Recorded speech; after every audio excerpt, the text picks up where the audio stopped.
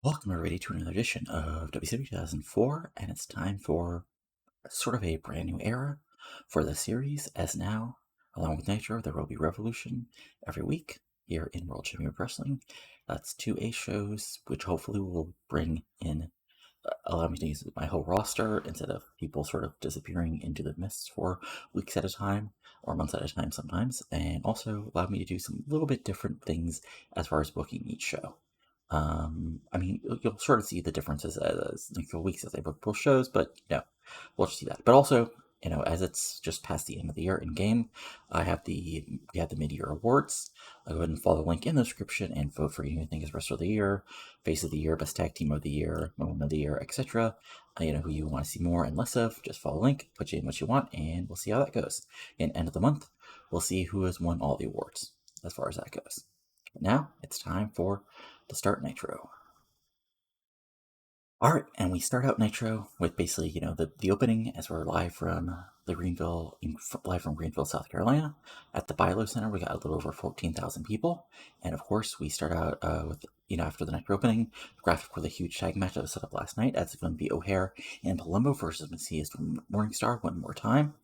And as the announcers are putting that over, all of a sudden some very familiar music hits as Seek and Destroy hits, and out comes for the first time in nearly 7 months. Sting comes out to a big pop as he says, this also gets 68. Sorry, he goes, well, it's been a little while. You see,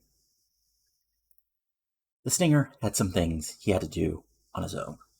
I'm not going to get into them because it's not important, but all I have to know is that the Stinger is back and ready, and the icon of professional wrestling is ready to do what he does best, and that's get in that ring and kick some ass. But over the last few months, as I've been watching Nitro on the TV, I've noticed some changes. I've noticed some people I used to be friendly with, I used to thought were my allies, start acting like assholes. And that's somebody who I want to call right now. So, Booker T, for you, it's showtime. After a moment, there's a quick pause, and then, Booker T comes out with Charmel, and he looks a little upset that, honestly, Sting's calling him out. And there's a stare down, and Booker, relaxes me, like, what do you want, sucker? Sting's like, well, I also saw on TV that starting this week, there'll be a brand new show here for World Championship Revolution. And, it's kind of a tradition. When brand new things start in WCW, the Stinger is a part of it. First Clash of Champions, I wrestled for 45 minutes against Ric Flair. I was right there on the very first edition of Nitro. So, as part of Revolution, I was thinking, it's been a long while, and I've been gone a while, but Booker, you think you're the best wrestler in the world.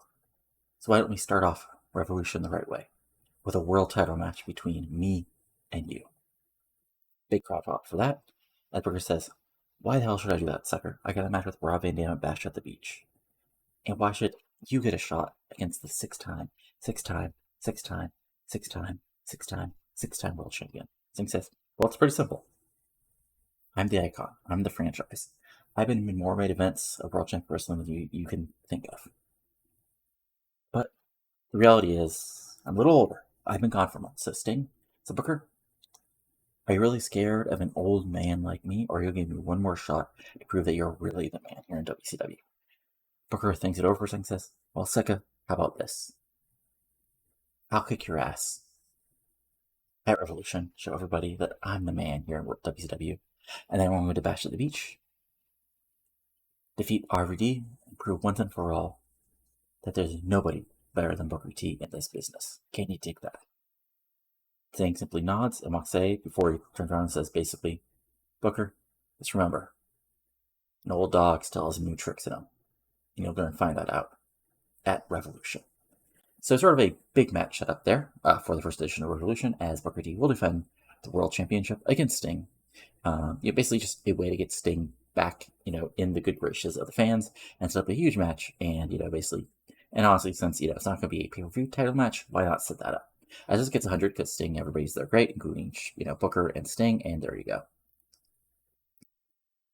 And then we move forward backstage, and basically just, basically we see the Triumvirate going after Jeff Hardy backstage, and he's trying to fight them back, but it's 2-on-1, and they sort of like start Kidman saying, "You got Awesome suspended, so we're going to take you out." And then after a couple minutes of basically Hardy trying to fight back, out of nowhere, Ray Jr. sort of flies into the screen and goes after Storm, and all of a sudden it's a 2-on-2 fight before WCW officials break everybody apart. And then after we come back from commercial, it's announced that later tonight it will be Ray Jr. and Jeff Hardy teaming up to take on Billy Kidman and Lance Storm in a huge tag team match. As this gets an 87, setting things up for later tonight. Now after that, we go to our opening actual match of the evening. As a decent match, Tony Kozina gets a big win, defeating Jack Evans in Blitzkrieg in 7:42 when Tony Kozina pins Blitzkrieg with a flying head scissors. This gets a 71. Really good match. And as you expect, Jack Evans, who got a freaking 85 in this, was not happy about losing, so had to keep him strong. So basically, like, Jack Evans does a lot of flips. Looks like he's going to take the big win, but he basically dives and misses the big dive and ring. That leaves him outside for just long enough for Kozina to get the win, and I still need to change Kozina's finisher. This gets a 71, solid win. Kozina gets a 57, and Blitzkrieg gets a 50. Fun stuff. And post-match, Kozina celebrates to a 49. We move forward backstage where Jerry Barash is with the WCW Cruiserweight Champion, Ela Skipper. And Barash asks Skipper about who's going to be the next challenger, and he says it doesn't matter who he faces. He's the king of the Cruiserweight division. He defeated AJ Styles in that ring. He defeated Eric Harrison in the middle of that ring, and nobody can stop him because he's a master of the overdrive, and he's going to take WCW Cruiserweight division in overdrive into this new era. 41, not the best promo, but I mean, Skipper was never the best promo guy, so what can you do?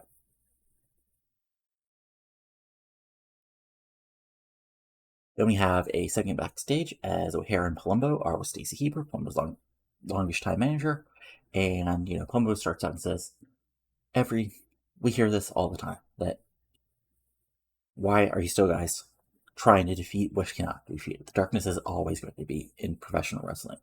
Whether it's people like Kevin Sullivan or other people who deal with the darkness, Vampire is gone. You can move on. But O'Haire says, but you gotta remember something.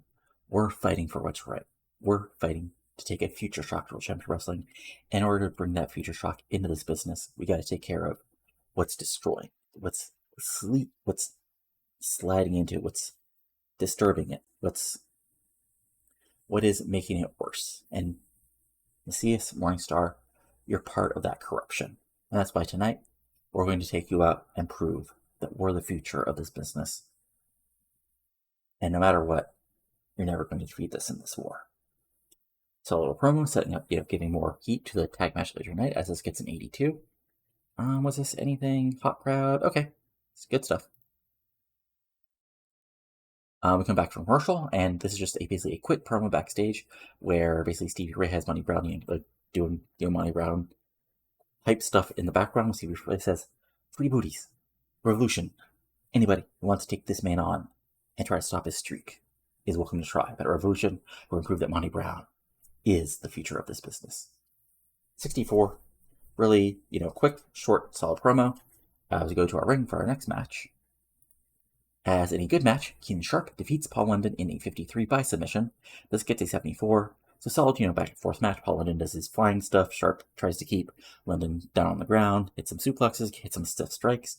But eventually, London goes for one. London hits a big Frankensteiner, another couple big flying moves, goes up top for the shooting star press. Sharp, basically gets out of the way, locks in one of his sort of quasi-MMA Muay Thai submissions, and with London having nowhere to go, he has to tap out, unfortunately. Good match, as Sharp gets a big win, as the announcers put over that he will now be in line for a rematch for his United States title. So go ahead and book that real quick. So, Sharp versus Ishiro Tajiri for the United States Championship. Sharp gets a 74, London gets a 78, solid stuff. But of course, because he's Keenan Sharp and kind of an asshole, he keeps the hold on after the match. But Tajiri, after a couple minutes, Tajiri runs in and just delivers a big kick to Sharp, and Sharp rolls outside, and there's a stare down between the United States champion and the former champion as the as the fans cheer. The cheer makes the save as this gets a 71. Good stuff. But now, okay, I really have to fix, because Shane Helms should not have this issue with his pitcher. I need to go back and fix that. Anyway, sorry. Just that was sort of obvious as I was looking at things. Anyway, so, Shane Helms comes out with his bodyguard Gigantes. Another rest of Helms I can see is backstage, but he comes out and says, welcome everybody once again to the Shane Helms starring Shane Helms with Shane Helms as WCW officials in their finally realize that I am the future of this business. I am the greatest WCW United States champion of all time, and even though I am currently injured, as he holds up his arm that's still in a sling and everything, still they realize they need to have the star of the show on here every single week, and that's why I'm glad to bring out as my first guest the man in charge, the boss, Eric Bischoff. Mixed pop as Bischoff comes out, as Helms start off by saying, "Well, Eric, you wanted to come out here for an announcement about Revolution, but I realized it was best that I ask my questions first." Bischoff looks a little unenthused about this, but okay, he sort of nods, says, "Okay, what do you want?" Okay. So, Eric, it's obvious that I was about to defeat Rob Van Dam until the bad luck happened and I got injured. So, I have a simple question. When I'm back from my injury, I assume, of course, I will be reinstated as a number one contender, as I should be. Bischoff is like, no, lost. RVD will get the title shot, and obviously, if he's the world champion, maybe he'll have a reason to take you on if you annoy him as much as you annoy everybody else, just to shut you up. But, obviously, if Booker's still world champion, that's a whole other deal. But, once you come back, you're not going to be injured for months. You don't have to start from the bottom. But, once somebody loses in this company, they have to get back to momentum. And you'll have to do that just the same as everybody else, Shane. As Shane's just sort of does a grr face and is like, see, that's what a great man has to deal with. People at the top of the food chain trying to keep people like me rising to that where we belong. Eric, it's not 1997 anymore. You need people like me. Anyway, what do you want to talk about? Well, okay. Shane, thanks for your time, I guess, even though I gave you this time in the first place. Anyway, regardless, as everybody knows, in a couple days, we have the debut of WCW Revolution. It's a huge moment here in World Championship Wrestling, and as you just saw earlier tonight, I can announce that Sting will face Booker T for the WCW Championship.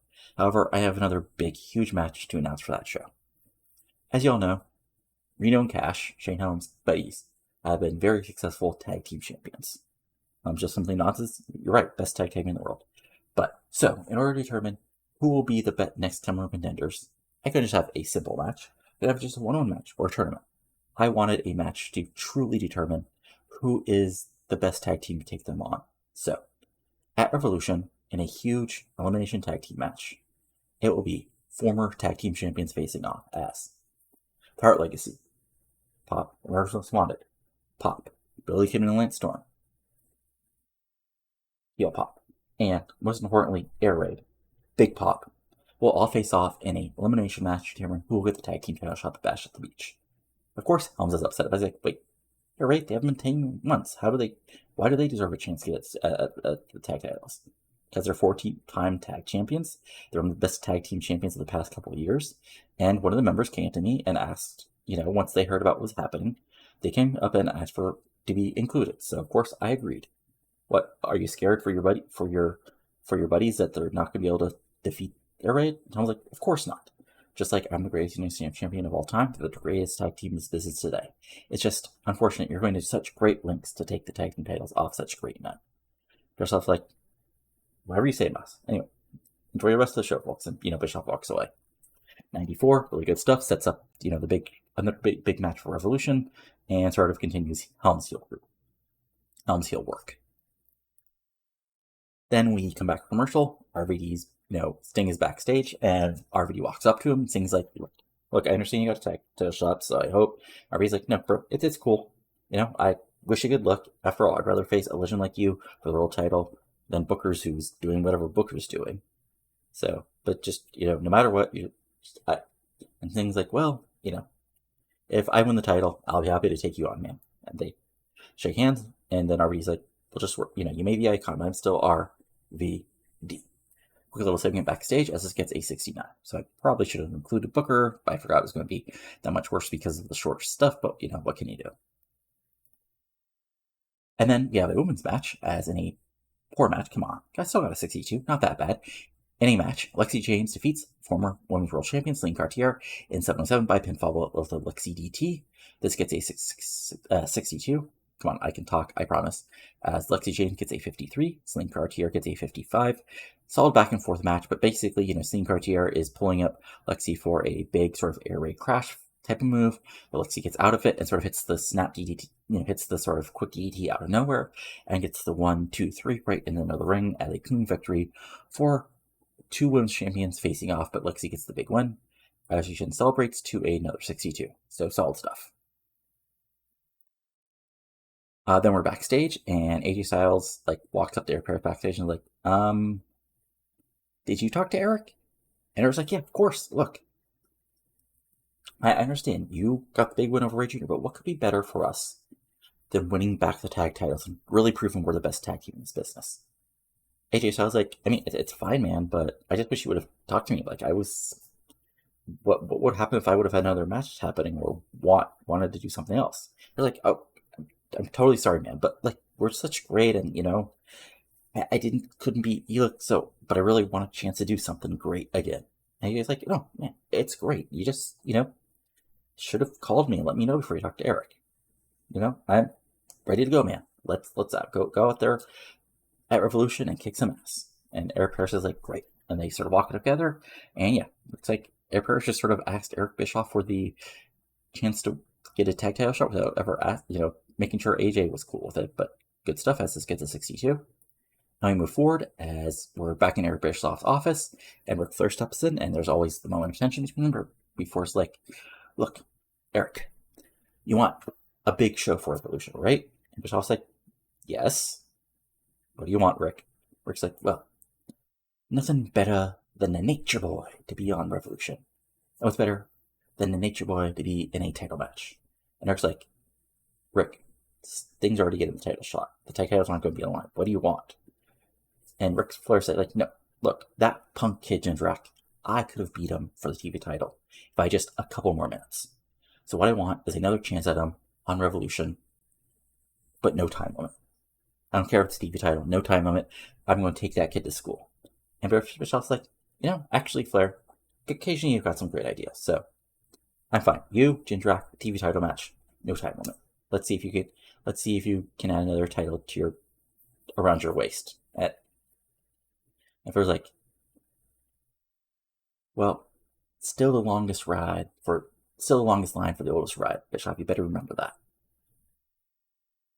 And Flair just walks away as Bischoff, looks like Bischoff does kind of annoyed by everybody. As this gets a 76, building things up for Revolution. And then we have our huge, our really big tag team match as a bout that Superb Wrestling and Great Heat, Jeff Hardy and Rey Mysterio Jr.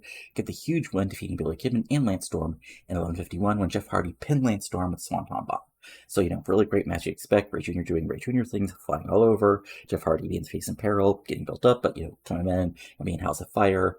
Lance Storm, technical masterpiece, but Billy Kidman doing prick heel things. Things break down, but eventually it's too late.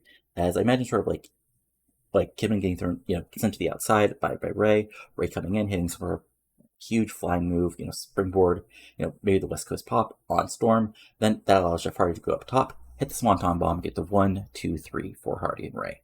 As this gets an 85, Ray Jr. gets an 84, Jeff Hardy gets a 91, Lance Storm gets an 81, and Billy Kidman gets an 87. Really good stuff. Kidman and Storm were both off their game, probably upset over dropping a little bit. Hardy had a hot move, and Scott Hudson's not great at the mic. What can you do? 85 overall, and then of course afterwards Hardy and Ray celebrate to a 68 as the crowds cheer. And then we move forward. So we're backstage, Borash with Wright and Chavo, as he asked them if they're disappointed they're not part of the tag team number one contender match at Revolution, and Wright steps in the base. He says, no, look, we lost our shot at the titles. We understand that, but we're not worried about that right now. What we want is revenge. Noble, Sabol,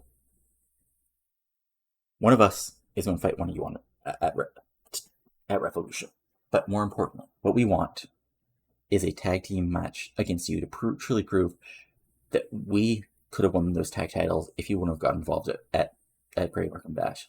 And then once we beat you right in the middle of the ring, we'll be happy to get out of Charlotte's tag team titles, whoever the champions are. So that sets up another big tag team match at Revolution. That's Alex Wright and Chavo versus Jamie Noble and Ebony Sabol.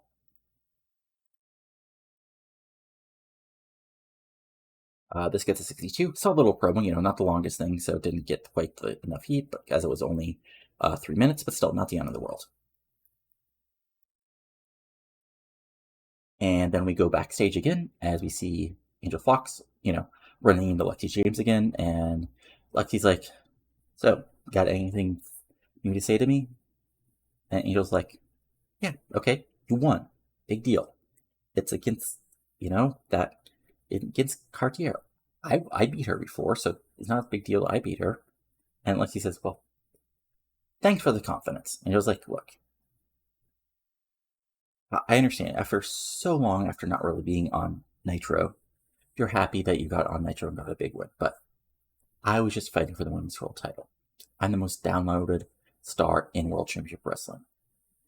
I should be the face of this company. So forgive me if I'm not going to congratulate you over one like you won, okay?" Like he's like, "Oh, okay, whatever." And then she just walks away. A little more pressure as, these women who are both heels seem not to be very friendly to each other. As this gets a 51, it's not like, it's not the longest thing, not the greatest thing ever, but still, I like to do these little things just to build up stories. And now it's main event time. Ooh, which gets an 82. I'm interested in how that, okay. Low heat, okay. Also, we just need to take, okay, and we really need to take Kyle Hudson off announcing. Stamina a little bit, inconsistency, very, okay. I wonder. Sorry, I'm just interested in stuff going on. Anyway, Alright, I'm just looking here. Okay, anyway, in about to Superb Wrestling, Great Heat, Palumbo O'Haire draw with Morningstar Mesias in 15:55, following a double countout, as this gets an 82. Palumbo gets an 87, O'Haire gets an 87, Mesias gets an 88, Morningstar gets an 88. So, your wild match as you expect, as basically, things are going wild on the, Palumbo goes after Mesias, sort of gets thrown around, but he still keeps on fighting. Morningstar comes in. Palumbo is able to get the comeback, able to get a few big moves. O'Haire does O'Haire things eventually, and big lariat suplexes on everybody. Hits Widowmaker on Morningstar, but Mesias makes a save. They start brawling. Palumbo comes in. Things eventually spill to the outside, and, it's, basically the ref eventually counts everybody out, as eventually what happens is Palumbo is able to get the big sort of like, I forget what his move name, I'll have to look it up, but, it's a big sort of like sidewalk slam variation on Morningstar right in the middle of the ramp.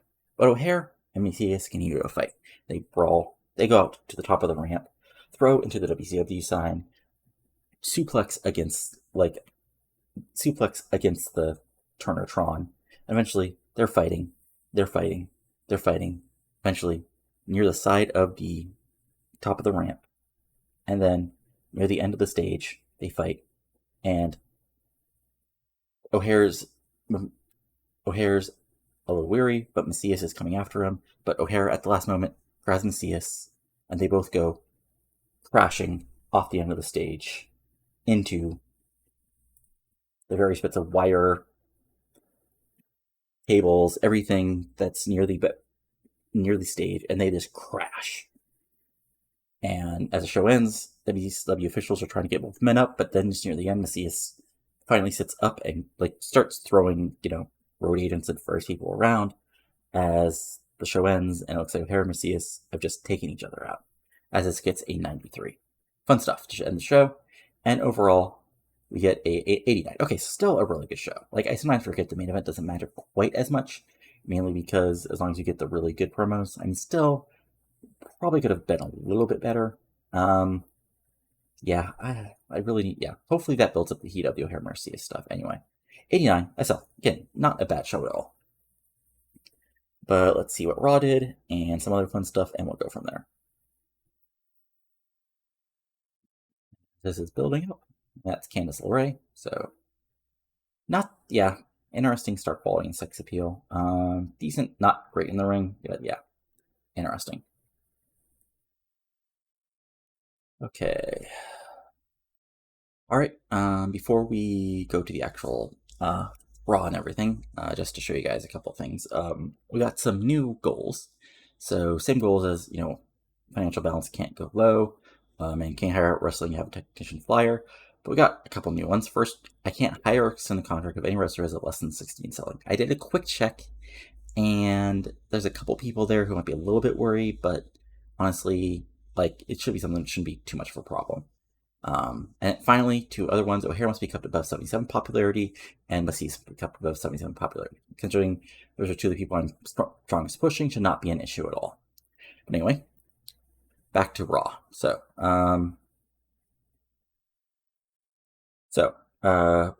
Big Show 92. So we had Outcast defeat the Little Fellas on the pre-show. Rikishi defeated K-Quick. Tea Time of William Regal, Steven Richards, and Scott Hall defeated Bradshaw on TNA. A bunch of promos, including, and this is sort of a big one, Scott Steiner, who contract ended with us basically end of June, even though I hadn't used him since, let's see here, when was his last match for WCW was way back in February. So yeah, basically, got mad. I mean, I wasn't going to resign him anyway, but then he sat out his contract, so there we go. But then Steve Austin made a return to the ring, defeating Ron Rodman, 88. Kurt Angle won a random squash. Scott Steiner defeating DDP in his debut in 88 in a sort of WCW return. Triple H defeated Hardcore Holly. Undertaker defeated Billy Gunn. And then the main event, Big Show and Shawn Michaels defeated Chris Jericho and Chris Benoit in a random 100, because of course there was. And then, let's see here. Anything else you guys really need to see? I think, yeah, I'll just show you guys, right. I think what we'll do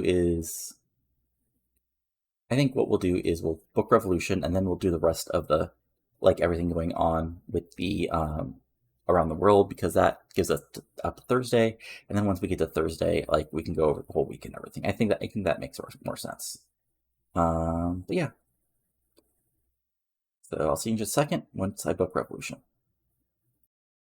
Alright, and we're back. If I sound any different, it's just because this was actually taped a couple days after I did Nitro, so any weirdness with sound levels, sorry, but hopefully this all sounds the same. So, we start out the first edition of Revolution live from the Phillips Arena in beautiful Atlanta, Georgia.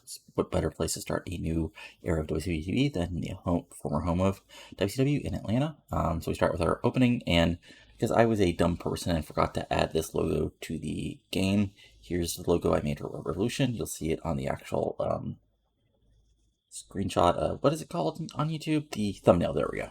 But just wanted to show it on the screen, just in case anybody doesn't notice it, because, I put some work into it. I think it's pretty decent, but anyway, that opening gets a 72, and we start off with an actual match. So, oops, let's try that again. We start with an actual match. There we go. So we start with a cruiserweight battle, as any buff had decent reaction from the crowd, but subpar wrestling. Yang, Blitzkrieg, and Tony Kozina defeated Tech Toland, Ray LePen, and the Skipper in 806 when Yang pinned Tank Toland with Yang time. So the announcers, who are Mike Tenay and Jerry Lawler, put over the fact that, this is the open, we're looking for the best young talent in wrestling today, and so Tank Toland and Ray LePen are here to prove themselves to be part of the WCW roster as they're teaming with Cruiserweight champion Elite Skipper, and back and forth, steal the show, high spot style match. Near the end of the match, actually, Tony Kozina hits a Sky Twister press, and looks like he's going to pinfall on Skipper, but basically the Skipper gets his foot on the rope at the last second.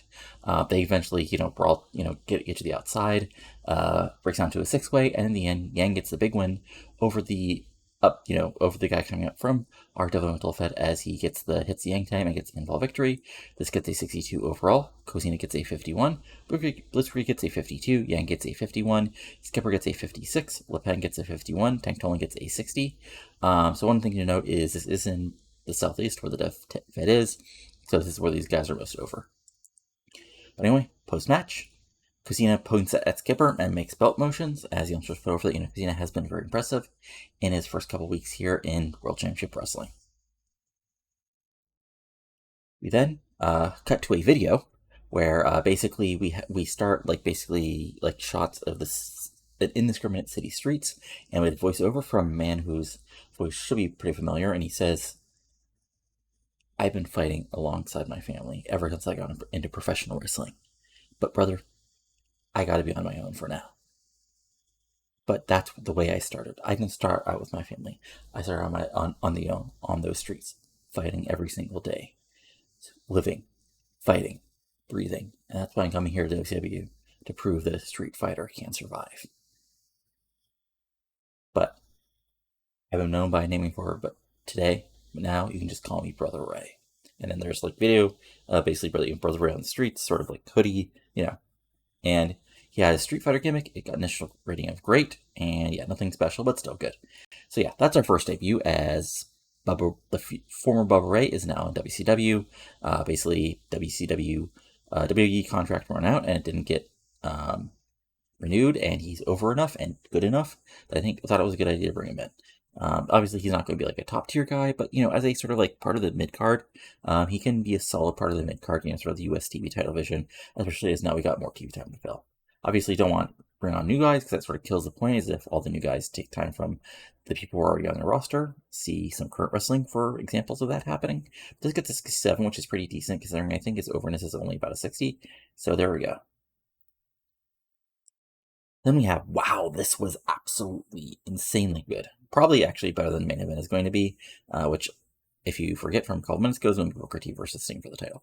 So when both had great heat and good wrestling, Mark Jindrak defeats Ric Flair in 10:47 by pinfall with a mark of perfection, following interference from Jeff Jarrett, as Mark Jindrak makes defense number 7 of his World Television title. So this gets an 86.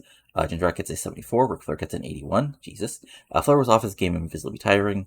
This is tough that Flair's already can't do a 10-minute match, but what can you do? Anyway, so back and forth match. It really looks like Flair is going to get the win, but Jindrak fights back using his power moves and his strength, and honestly, he's a little faster even now.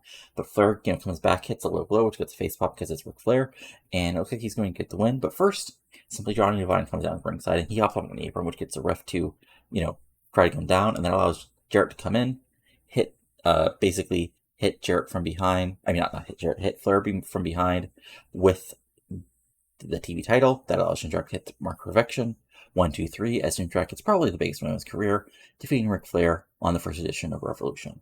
So again, this gets an 86, which I'm going to assume was because of the heat from the hot crowd. No, just hot crowd and these guys working well together, I guess. And of course, post-match, Jindrak, Simply Johnny Vine, and Jarrett all celebrate to the boos of the crowd as Jindrak holds the TV title, as this gets a 70, and it looks like the Horseman feud still is not over.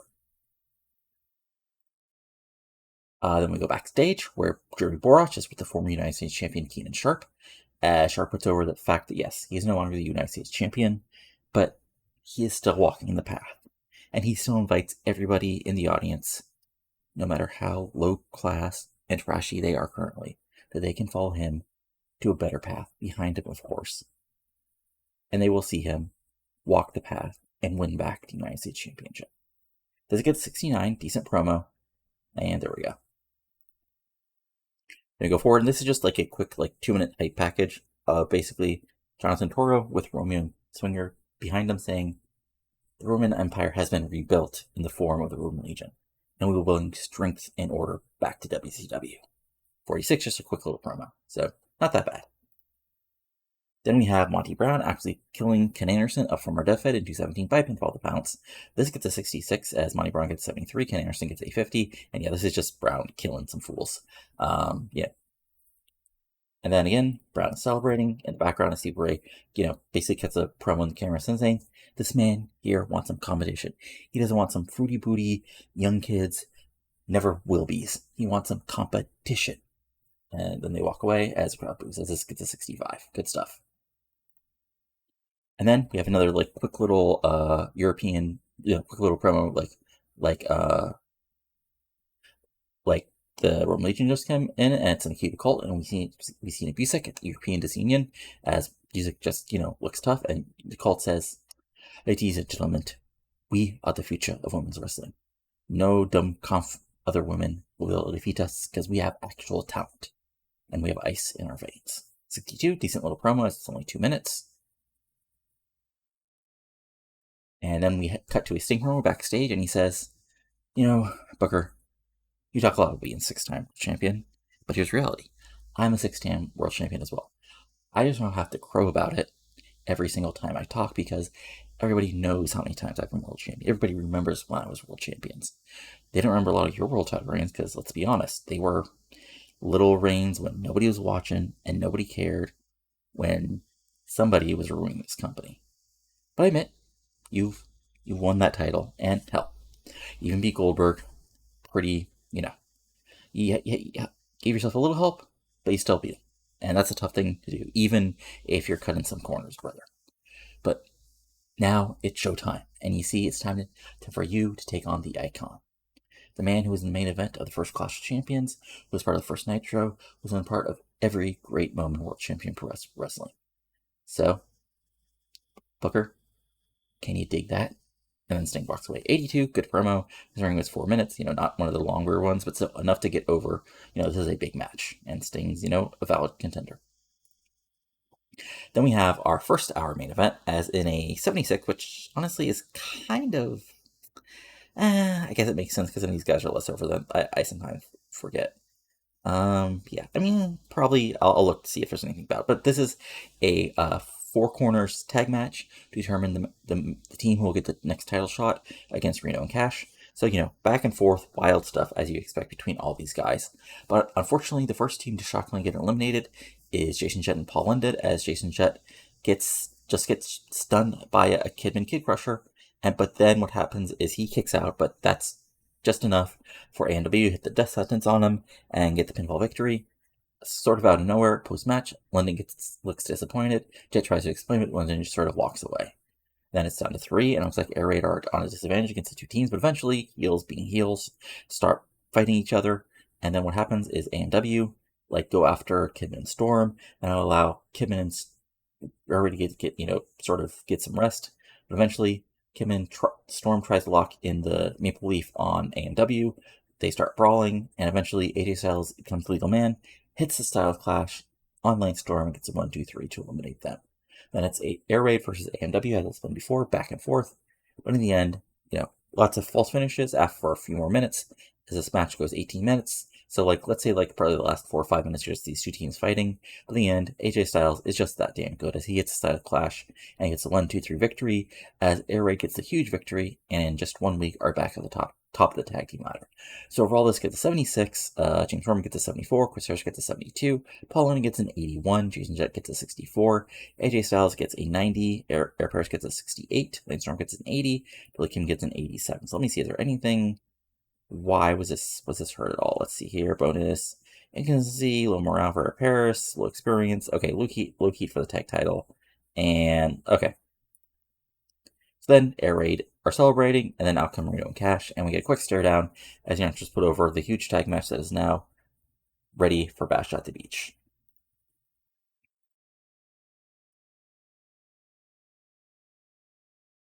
As Air Raid make their return to the tag team division, as they will take on Silver City Rollers for the tag team championships.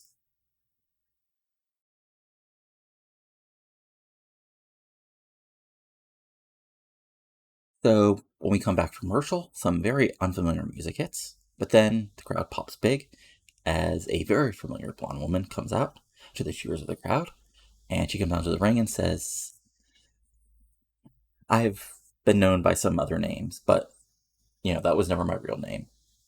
But what I like to be known now is Trisha Sky, and I'm here in World Championship Wrestling for one reason, and that's to compete against the best woman in the world in the only women's division that matters in professional wrestling. Big pop for that. And then she continues, you have seen me do a lot in other places, but I've never had the truly elite competition for me to fight myself against, and I'm looking forward to do that in World Championship Wrestling. But I also know I can be the best in the world. I can be the WCW Women's World Champion, because in just a couple years, I've gone from a manager people laughed at for even wanting in the ring to being a multiple-time women's champion in other places. And I'm ready here to fight anybody at any time and prove that the sky's the limit for me here in World Championship Wrestling. Cue some Hollywoodish music as Angel Fox comes out to the boos of the crowd, and she basically gets in the ring and says, wait. You think you're special? You? Woman who most of her quote-unquote wrestling career is getting stripped or walking around in lingerie for most of her matches? You think just because you learned a few pretty moves and you actually learned how to do a lockup that you're now an elite wrestler? Well, here's the thing. Even if you have learned a little, you have to realize something. I'm the star here, Trisha. I get the downloads. I get the pictures. I get the media appearances. Because look at me. I'm the star here. And you're nothing but a bimbo who lucked into some championships because the fans thought you were pretty. I'm here because I have actual talent. I've wrestled in little match in front of 20 inbred hillbillies who chanted insulting things at me, but I still got in the ring and wrestled because I wanted to be the best. You, on your hand, following this on a lark because you were tired of modeling nearly nude all the time. Trisha's relative? Yeah. You want to talk about my past? Fine. But I'm not talking about past. I'm just here to talk about the present. And the present here is I want to wrestle. I'm ready to kick your ass. And the Fox like walks away, says, well, you'll have to earn that opportunity. And then she walks away as Croucher. So this gets a 68, which is, Fox is still not that over on her. The former Trish Stratus, now Trish Sky, is really damn over. So this gets a 68. Her gimmick got a great, so that's good. Let me see, was there anything that hurt this? Very hot crowd, awful gimmick. Okay, I forget. Sometimes I'll change Angel Fox's gimmick, but everything else is pretty good. And yeah, this sets up something. Yeah, that's our other big debut, is Trish Stratus. Like, again, this is a case where we actually had to outbid WWE, and she's getting paid a lot. Then we have go backstage and says, Sting, you want to talk about that my world championships don't matter? Well, Secca, I was never given the chance to become world champion when you were at the top. Secca, they never gave me the chances that I deserved because they were afraid of me being the world champion.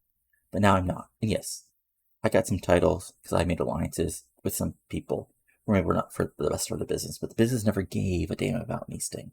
I always gave a damn about people like you. They didn't give a damn about Booker T. But Booker T made it his business to make the wrestling business aligned to what he wanted. So, in a couple minutes, you're going to see why I'm a six-time world champion. And why I'm going to continue to be that. And you're nothing but yesterday's news. Can you dig that? 83, again, good promo. 84, only a 4-minute promo. So not a long one, but really good stuff. And now I believe it is time for the main event. No, oh, right. Totally forgot about the segment. See, this is what happens when you book something and then don't actually do the video. Do the actual simulating for a day or two. Anyway, so basically what happens next is Wright and Chavo come down to the ring to the cheers of the crowd, and they call out Noble and Ebony saying, they want their match. It looks like it's going to be Chavo Guerrero in the ring, and Noble simply takes him. Mike can say, Chavo, did you really think I was going to get in the ring with you tonight? Come on. I'm the man who beat your actual talented uncle, Eddie Guerrero. I'm not getting in the ring for free just to prove to everybody what a talentless, that you got none of the talent in the family. But what I can do tonight is have my man, Ebony Sabol, destroy you and make it so that there doesn't have to be a tag match at Bash at the Beach.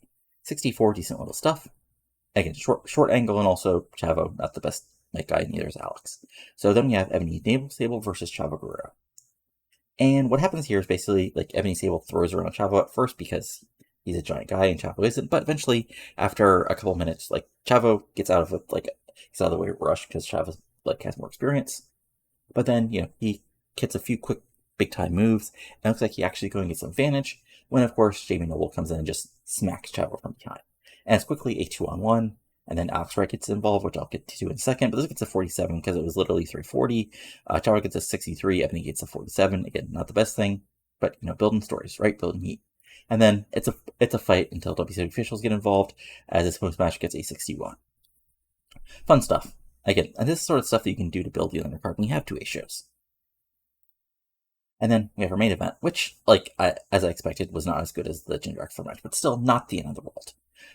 So again, this in a superb match, Booker T defeats Sting in 13-21 by pinfall with a bookend, as Booker makes defense number 3 of his world title. So again, back and forth match. Sting gets his babyface fire near the end. He hits a Stinger splash, throws Booker to the other end, hits a Stinger splash, goes for the Scorpion Death Drop, but Booker T gets his foot on the ropes.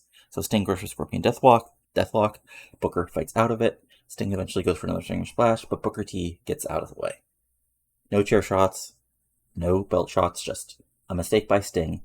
Scissor kick, top rope Harlem Hangover, bring Sting up, bookend, 1, 2, 3, right in the middle of the ring. Basically a clean victory for Booker. As this gets a 79, Booker gets an 88, Sting gets a 76. I'm going to guess anything down. Okay, so Sting, rusty, stamina, kind of physical ability. Oh, I forgot to add storyline. Oh well. I mean, again, this is actually fine.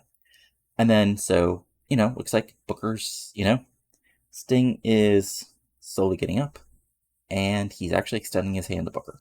But Booker slaps it away, and then he just drills Sting with the world title with his other hand. And then he picks up the chair, and it looks like he is going to beat the crap out of Sting. For whatever reason. Sting, took the loss. But that, looks like he hits Sting once with a chair, another time with a chair. Before he does it one more time, hits the hits the speakers, and out comes Rob Van Dam to make the save for Booker T, and they start brawling again until WCW officials make the save as the announcers put over.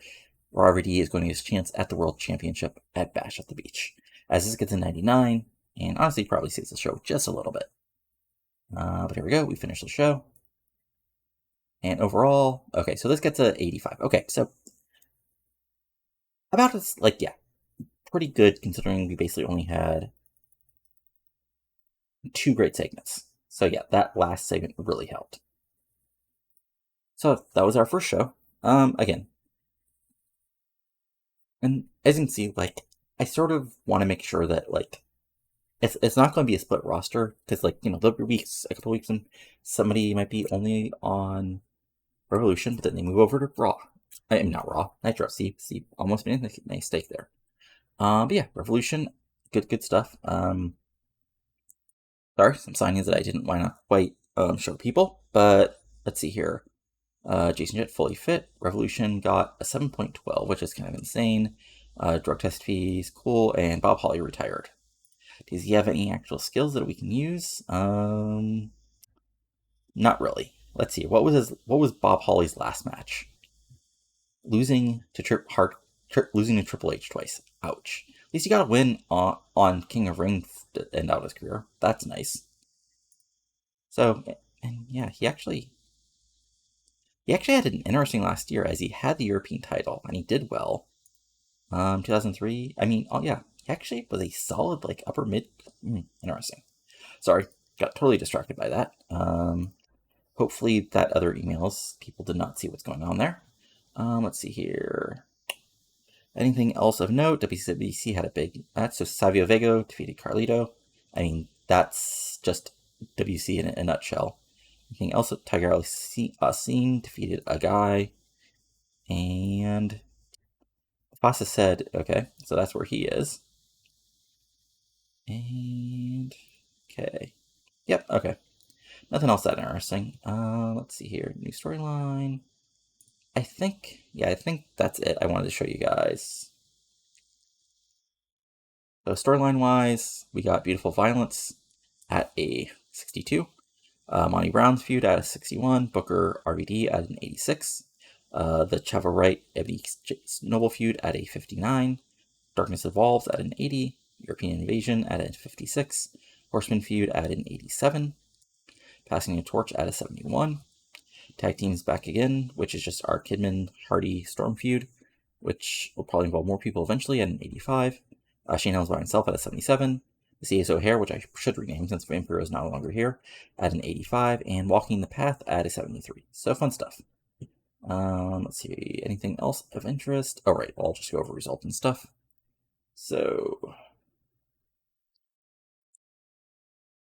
first, the Fed. Oops. So WWE had Raw, which I showed you guys, right? Yeah. And then we also had SmackDown, which involved Chris Jericho defeating Cody Hawk. Tea Time of William Regal, Steven Richards, and Scott Hall defeating Kevin Nash and TNA. A backstage segment with Vampiro. So yeah, Vampiro also signed with WWE, which I expect people sort of figured out the way I dropped him out at the end. But still, so there's a little hype promo for him.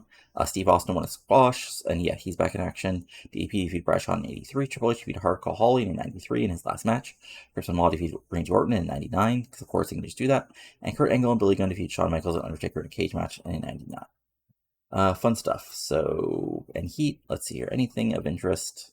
Not really. Okay.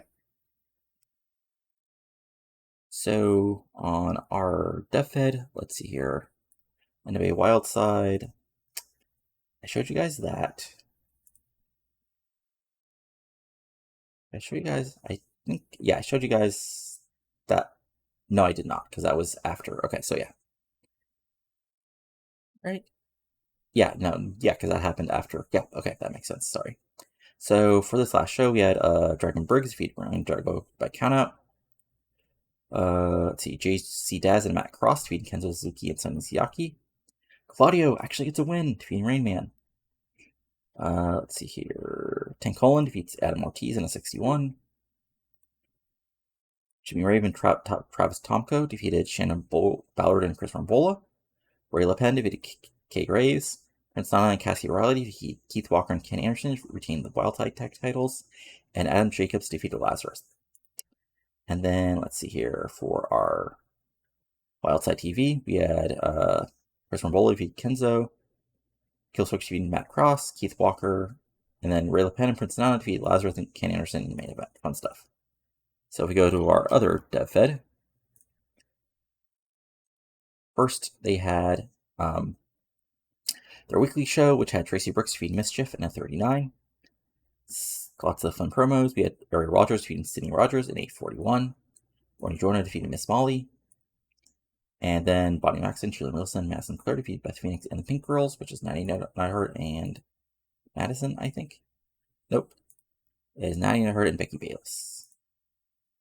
In a 50, Lily Osaka defeated Vanessa Harding in one of Osaka's random matches. And Lacey defeated Allison Nager in the main event in a 58. Then our big show, Ladies Night, we had Miss Molly and Cindy Rogers defeating Ariel and Becky Bayless in a 45. Lots of backstage segments, and then we had Vanessa Harley, Shirley Melissa, Madison Clare defeating Ronnie Jonah, Lily Osaka, and Tracy Brooks in a 50. And we had Beth Phoenix defeating Allison Danger in a 49, or Allison outdid Beth Phoenix. And the social scene of Outing Social, Natty Rocks defeating Lacey and Natty Neidhart in a 53. And the main event, Kim Nielsen, the Featured Desire, defeating Bonnie Maxon in a 51. Fun stuff. I think that's about it for what I want to show you guys. I don't think any. Let me just go to results real quick just to see if there's any other shows that I just completely forgot about. Oh, one other thing is, yeah, I can sort of spoil. So Dustin's contract ran out, as you sort of expect. I just dropped him out, and that was his way to go. Monty Brown. Scott Steiner's contract ran out, as you expect. Shane Douglas's contract also ran out. Again, after the Horsemen split, there wasn't much for him to do. And he was in a spot where he's actually pretty decently over, but he didn't have anything for him to do. So just see what he does out on the Indies. Imperial was signed with WWE, and Bobby Heenan's contract also ran out. I'm probably going to force retire him just because I feel uncomfortable.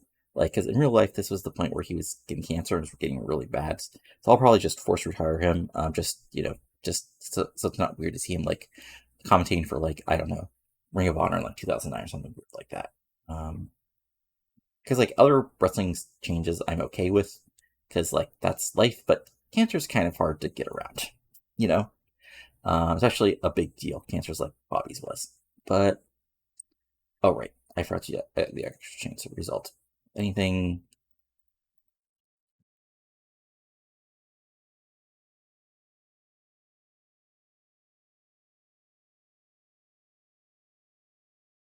Yeah. Let's see anything since let's see here anything. Nope. There's a random indie show, which was highlighted by Dwayne Gill, Balls Mahoney, and Mike, and future Miz defeating Matt Striker, Jimmy Olsen, and Darren Corbin. Is that? No, okay, that's a different Corbin. I thought so, but I just want to double check. And then, so let me just pull back to June, going back to our last show that you guys would have seen. Let's see here. I already showed you guys that. Saturday night. Weekly. Oh, let me just go over OVW's weekly stuff. So, important stuff out of here is Riptide defeated Sarah Sock in a 51. Trent Baker defeated Logan Kane in a 50. Rico defeated Steve Bradley. Justin and Shelton Benjamin won a tag match. Lance Cade and Christian Young continued to retain the tag titles, defeated Spanky and Joey Matthews. CM Punk defeated Homicide, and Linda Miles defeated Lucy Borden.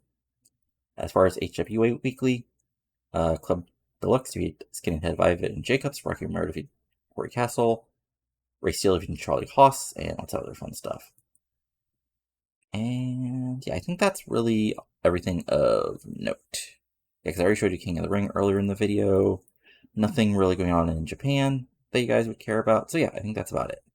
So again, once I have this down, these videos will probably be a little bit shorter. But, you know, I mean, obviously things are going to be a little longer with two videos, 2 shows a week. But hope you enjoyed this. If you enjoyed this, go ahead and give it a like. Comment below what you're enjoying and not enjoying. Subscribe to your channel for lots of TEW 2020 content like this. And of course, go and follow the link to sign up and to do the mini rewards. But that's it for now. So talk to you later, and adios. Have a good one.